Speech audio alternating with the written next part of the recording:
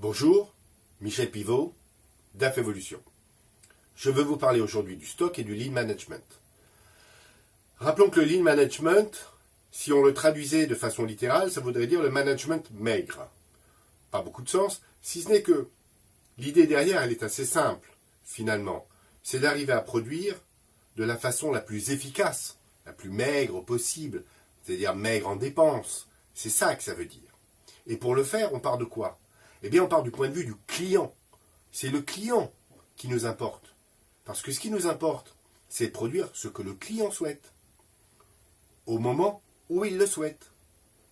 Et donc, pour cela, eh bien, il faut qu'on gère notre entreprise de la façon la plus pertinente et efficace possible.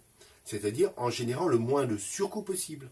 Et pour cela, on va s'appuyer sur les équipes, parce que les équipes qui produisent, notamment, sont celles qui savent comment ça se passe et où il y a des surcoûts ou pas.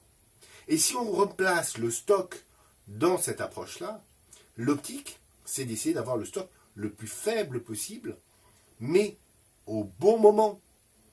C'est-à-dire au moment où j'en ai besoin pour produire pour mon client.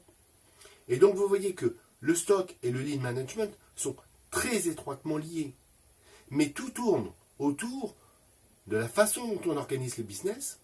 Et une fois encore, si mon stock est le plus faible possible, mais correspond à mes besoins de client, là, l'arbitrage cash-résultat va être le plus pertinent possible.